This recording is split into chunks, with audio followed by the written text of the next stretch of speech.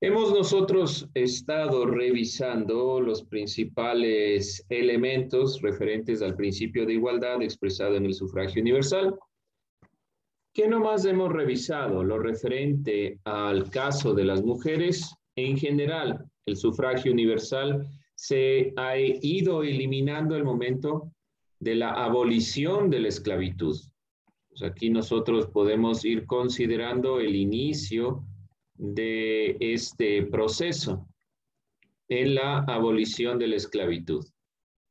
Dentro de esta consideración vamos a ir retomando la temática y ya cerrándola definitivamente en cuanto podemos entender el principio de igualdad expresado en el sufragio universal, siempre y cuando nosotros nos vayamos adentrando en cada uno de estos elementos. Voy a relatar los elementos solo de manera rápida para que usted tenga en cuenta cuáles son los que van especificados en el principio de igualdad expresado en el sufragio universal. Dentro de este tema, nosotros hemos revisado los siguientes elementos o subtemas, como quieran llamarlo. Nos hemos basado en general en el sufragio universal y hemos hablado de las personas esclavizadas. Hemos visto el caso de las mujeres, solo para que lo vaya revisando, no lo copie, simplemente estoy resumiendo lo que hemos visto. El caso de las mujeres, las personas analfabetas. Hemos visto el caso de las personas privadas de libertad.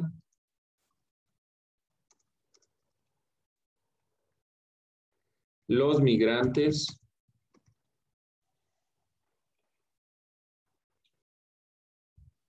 Personas con discapacidad. Y hablando de las personas con discapacidad, usted en base a lo que vio en el momento cívico puede complementar las ideas, subir sus trabajos que le falten.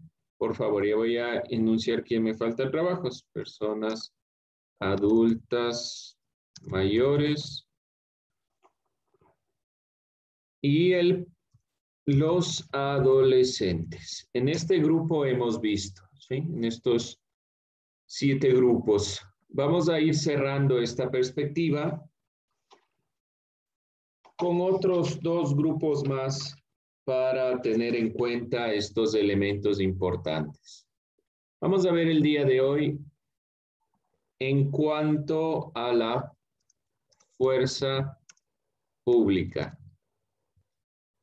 El principio de igualdad expresado en el sufragio universal en el caso de la fuerza pública.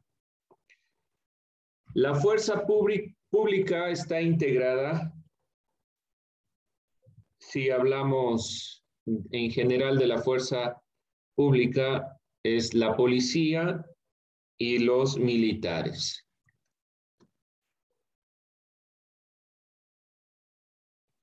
Y la Policía Nacional. Recordemos un poco de lo que veíamos del año pasado. Había 3 ramas de los militares. ¿Cuáles eran estas 3 ramas?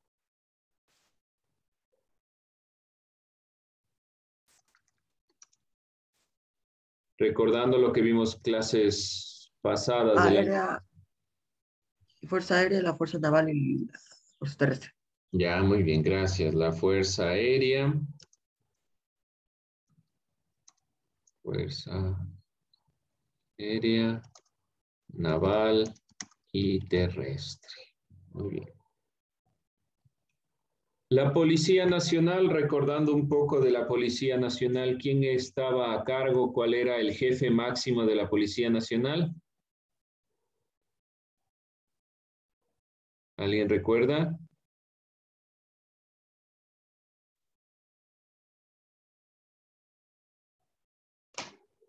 ¿Alguien se acuerda quién era el jefe máximo de la Policía Nacional?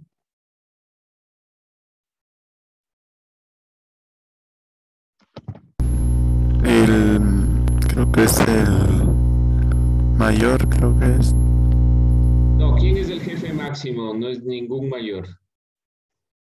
¿Quién es el jefe máximo? ¿Quién es el que toma las decisiones en cuanto a la policía? El comandante general. No, hay alguien más que está por encima del El comandante en cuanto a la presidente. policía. El presidente de la República, no se olvide. El presidente de la República es el jefe, o sí, pongámosle el jefe máximo de la policía. Muy bien.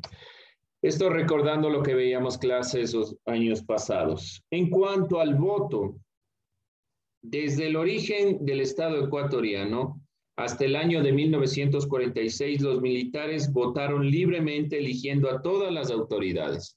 Entonces, desde 1830 hasta 1946, los militares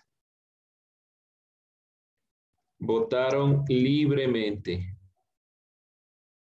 por todas las dignidades. Todas estas dignidades para autoridades. Todas las autoridades, incluyendo senadores funcionales, que eran aquellos que les correspondían a las Fuerzas Armadas. El gobierno de Velasco Ibarra en 1970 los excluyó del voto. Para 1970, José María Velasco Ibarra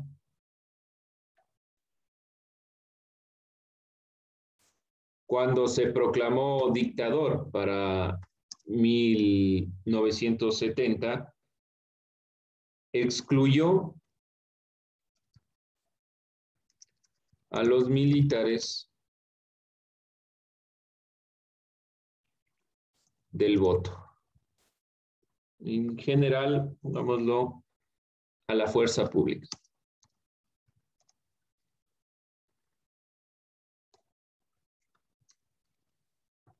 Bien, dentro de esta consideración, entonces, no es hasta 2008 que se vuelve a asignar el voto para los militares policía en servicio activo, pero con el carácter de facultativo.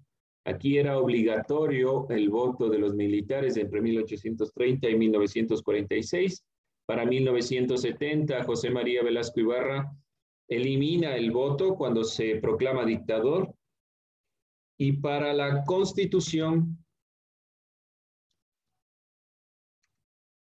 de 2008 se vuelve a asignar la posibilidad del voto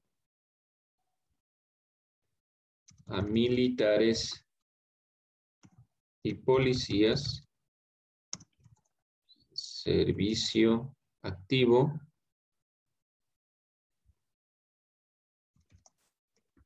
de manera facultativa. Existen algunas prohibiciones para las Fuerzas Armadas y la policía. Las prohibiciones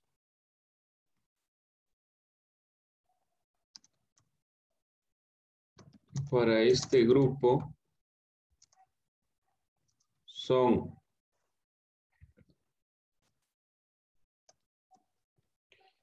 portar armas al momento de sufragar, participar en actividades proselitistas, es decir, en actividades mediante el cual induce o trata de convencer a la gente de alguna doctrina política. No pueden participar en este tipo de cosas, ni en campañas electorales, ni ser candidatos, ni ser miembros de junta. Votar en cuarteles o instalaciones de las Fuerzas Armadas o de la Policía Nacional. Tienen que ir a votar en los mismos lugares que todos, no votan en otro sitio. Vamos puntualizando algunos elementos. No pueden portar armas.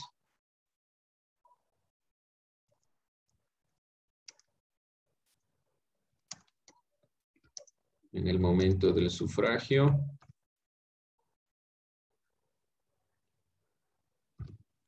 No pueden participar en actividades proselitistas.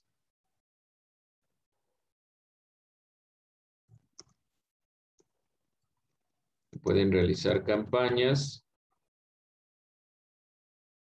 ser candidatos,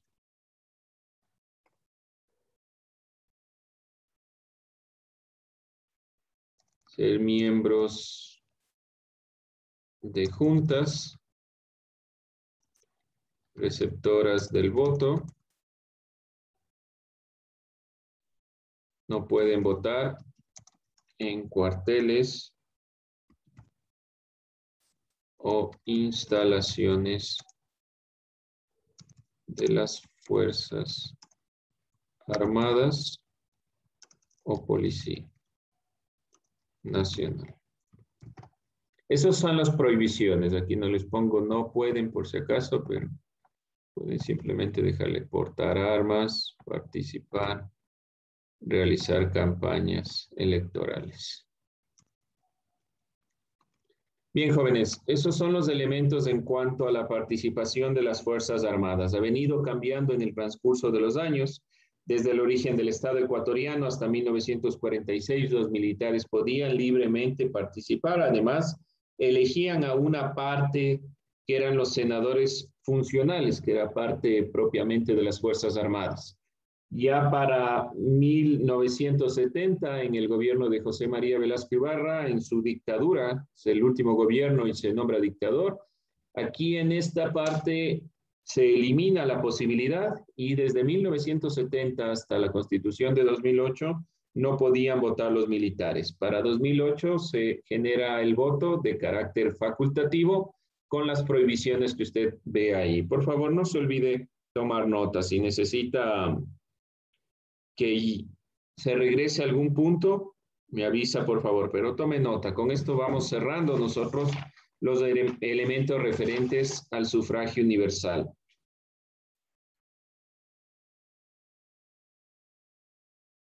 Y vamos a ir cerrando con un grupo que es el único que nos faltaría para analizar, que es las personas extranjeras. No digo personas migrantes, sino las personas que están en nuestro territorio de otros países. La Constitución de la República del Ecuador de 2008, Constitución en su artículo 63 reconoce el derecho de las personas extranjeras al sufragio universal de forma facultativa, pero deben cumplir algunos requisitos. Por favor, ahí quienes están haciendo mil cosas, copie, pues no sabe dónde tienen estos elementos que deben subir a su portafolio. No estará evidentemente estas consideraciones últimas en la evaluación, solo hasta lo que vimos la semana pasada, pero de todos modos debe estar en su portafolio. Simplemente vamos copiando y cerrando. En el artículo 63 reconoce el voto, es el sufragio universal de las personas extranjeras de carácter facultativo. Para ejercer este derecho, las personas extranjeras deben cumplir algunos requisitos. ¿Cuáles creen que son estos requisitos? Vivir más de 5 años en el país. Vivir más de 5 años, residir, estos son los requisitos. Eso es uno de los requisitos fundamentales, ¿no? Para este grupo. Residir más de 5 años en el país. Y de ahí se van cumpliendo algunos parámetros parecidos, de cómo es el requisito básico. De ahí se van cumpliendo algunos requisitos parecidos a los ecuatorianos residentes en otro país o a los ecuatorianos residentes en este país. Uno de ellos, cumplir los mismos requisitos que el ciudadano ecuatoriano. Ejemplo, los 16 años, no tener interdicción judicial ni sentencia condenatoria ejecutorial. Son parámetros iguales que en el Ecuador. Entonces, deben cumplir los mismos requisitos que un ciudadano ecuatoriano. ¿Cuáles son esos requisitos? Tener por lo menos 16 años para ejercer el derecho al voto. Para ellos es facultativo, entonces la misma consideración. No tener ningún tipo de sentencia ejecutoriada y puede elegir. Para elegir, como no se lleva siempre un registro específico, como no es obligatorio para estas personas, como no es obligatorio para las personas que residen en otro país, deben empadronarse. Deben registrarse en los padrones electorales.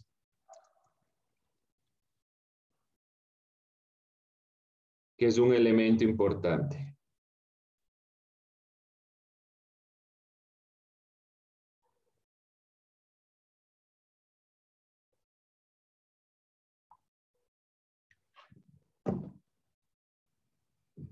La idea de registrar un padrón electoral es que se pueda registrar sobre todo la residencia de esta persona.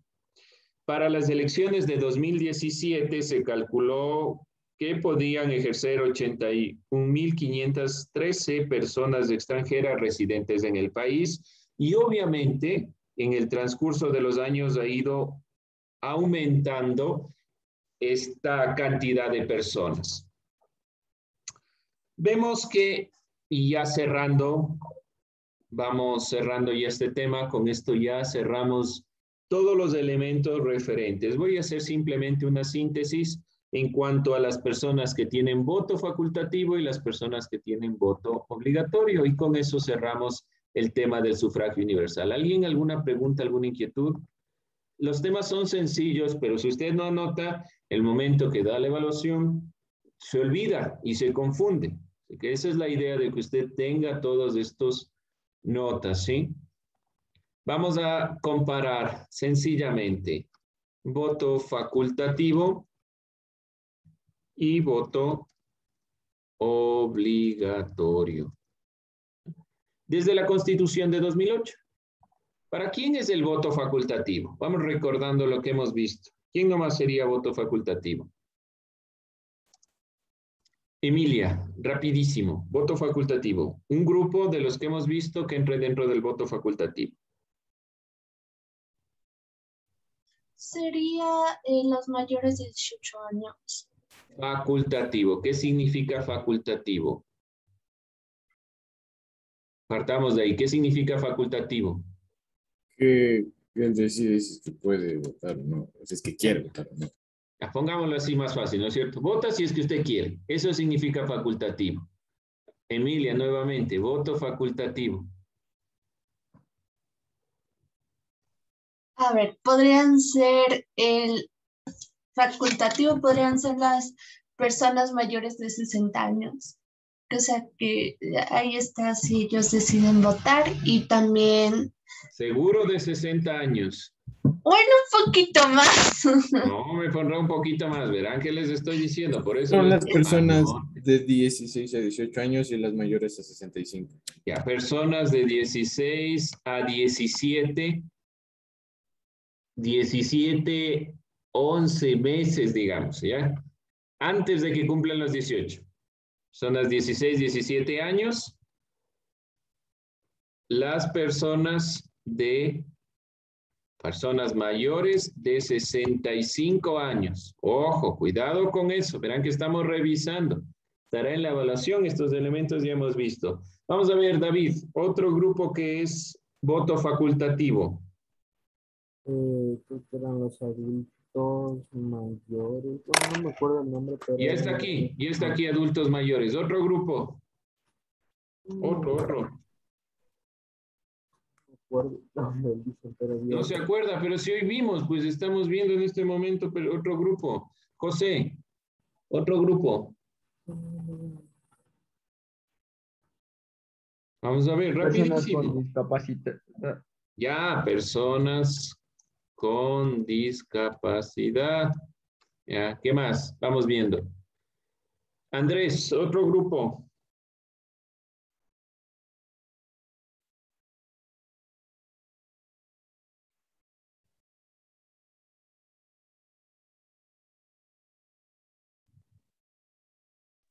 Personas extranjeras. Personas extranjeras. Muy bien. María, otro grupo.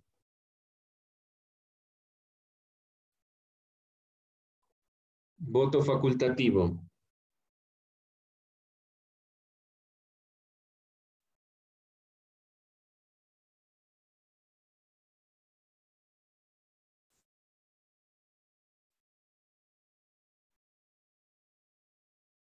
Cuénteme rapidísimo. La fuerza pública.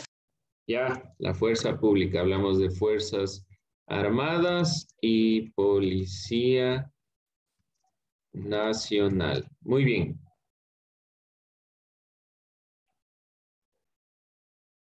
Hablamos de personas extranjeras y hablamos también de migrantes. Los migrantes también tienen el voto facultativo.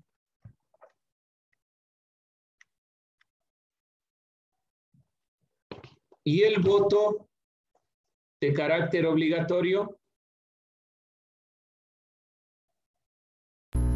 Personas mayores de 18 años. Ya, personas de 18 años, usted ya cumple 18 años, ya vota obligatoriamente, ¿sí? De 18 a 65 años.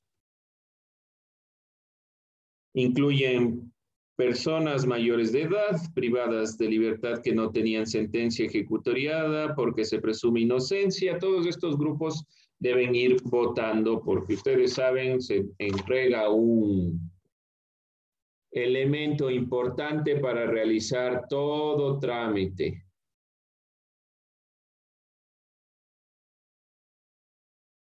Entonces, estamos cerrando ya este tema. Esto permite que se facilite lo que vemos desde el principio de igualdad. El principio de igualdad está fortalecido gracias al impulso del voto. Gracias al voto, entonces podemos llegar al principio de igualdad. Vamos a ir cerrando esta temática del principio de igualdad para ya ir entrando al diálogo de la deliberación y el consenso. Simplemente hablamos, o finalmente hablamos, del principio de igualdad en lo económico, político, social y religioso. Principalmente como elementos particulares y elementos que se van relacionando con esta perspectiva.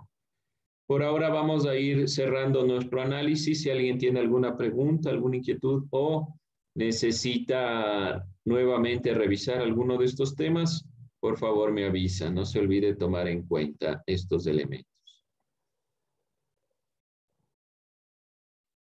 Bien, jóvenes, entonces, como ustedes pueden ver, simplemente nos falta hablar del tema de la igualdad, el principio de la igualdad, en cuanto a lo educativo, político, económico, social y religioso, pero son elementos relacionados con esta perspectiva. ¿Qué ustedes deben centrarse sobre todo? Que el principio de igualdad está expresado siempre y cuando podamos reconocer los derechos de todas las personas. Ese es el punto más relevante. Cuando nosotros reconocemos que las personas tienen diferentes formas de pensar, que las mujeres necesitan tener acceso a todos los derechos igual que los hombres, que existen diferentes géneros con diferente mentalidad, que es la igualdad de género, la posibilidad de que todos accedan a la educación, cuando no discriminamos por ningún tipo de religión, consideraciones que estamos revisando en historia, recuerden el Islam, recuerden el cristianismo, el judaísmo y diferentes tipos de religiones, estamos acercándonos a la igualdad como tal. Y la igualdad sobre todo natural, porque el principio de igualdad es la consideración de respetar todas las opiniones, todos los criterios de las demás personas para alcanzar esta igualdad. Vamos entonces cerrando simplemente con esta consideración. Ya en base a lo que hemos visto, ya en base a todo lo que nos hemos planteado, nos hemos preguntado, hemos ido nosotros desarrollando nuestro análisis en cuanto a la igualdad. Vamos cerrando esta perspectiva, preguntándonos nuevamente, ¿qué es la igualdad?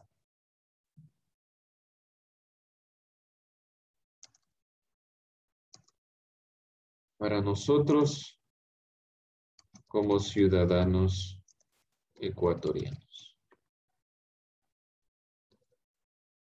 Y con eso vamos nosotros cerrando el tema de la igualdad.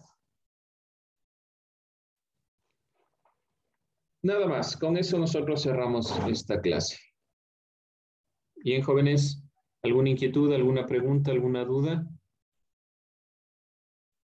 No se olvide, todas estas preguntas que nosotros nos vamos haciendo en esta clase, que no las presentamos para Educay, debe usted irlas subiendo en su portafolio. Bien, chicos, con eso cerramos.